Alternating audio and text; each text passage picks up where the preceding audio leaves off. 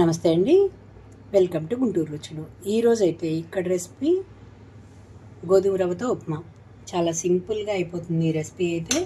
అంతేకాదు ఇది బ్రేక్ఫాస్ట్గానే ఉపయోగపడుతుంది. ఆ ఈవినింగ్ టైంలో లైట్గా డిన్నర్ చేసే వాళ్ళకి కూడా చాలా సూపర్ రెసిపీ, ముఖ్యంగా డయాబెటిక్ వాళ్ళకి. మరి చాలా తక్కువ టైంలో అయిపోతుంది, ఎలాగో చూద్దామా. ఈరోజు అయితే ఇక్కడ గోధుమ రవ్వ ఉప్మా కోసం అండి స్టవ్ ఆన్ చేసి పాన్ పెట్టుకున్నాను. ఇందులోకి 3 టేబుల్ స్పూన్స్ వరకు ఆయిల్ తీసుకున్నాను. ఇక్కడ ఆయిల్ అంతా హీట్ అయిన తర్వాత తాలింపు గింజలు మొత్తం వేసుకుంటున్నాను. ఇందులోనే కొద్దిగా అల్లం ముక్కలు కూడా కట్ చేసి వేసుకున్నాను.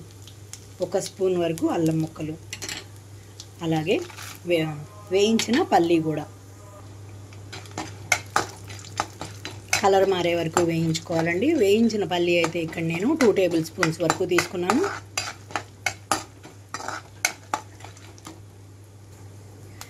పప్పులన్నీ వేగి కలర్ మారేటప్పుడే ఇందులోకి ఉల్లిపాయలు, కరివేపాకు, అలాగే పచ్చిమిరపకాయలు కూడా వేసుకున్నాను.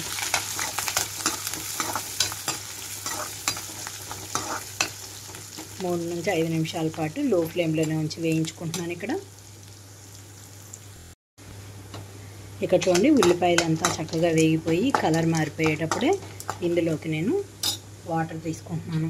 రవ్వకి తగ్గినట్టుగా 1కి 2.5 గ్లాసుల వరకు వాటర్ తీసుకుంటున్నాను. ఇక్కడ సన్న రవ్వే కాబట్టి వాటర్ తక్కువే పడుతుందండి. లావు రవ్వ అయితే మాత్రం 1కి 3 గ్లాసుల పైన పడుతుంది వాటర్ కూడా. హై ఫ్లేమ్లోకి టర్న్ చేస్తున్నాను. రుచికి తగినట్లుగా సాల్ట్ ఇందులోకి వేసుకుంటున్నాను నేను.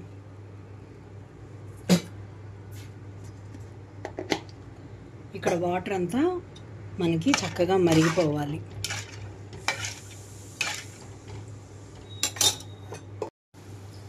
ఇక్కడ చూడండి, మనం వేసిన వాటర్ అంతా కూడా చక్కగా మరిగేటప్పుడే లో ఫ్లేమ్లోకి టర్న్ చేసుకుంటున్నాను. గోధుమ రవ్వని ఇందులోకి వేసేసుకుంటున్నాను.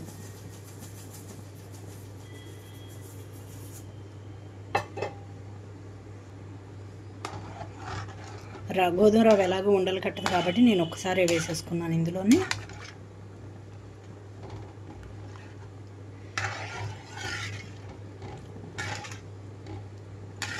మూత పెట్టేసేసి ఉంచుతున్నానండి. ఇక్కడ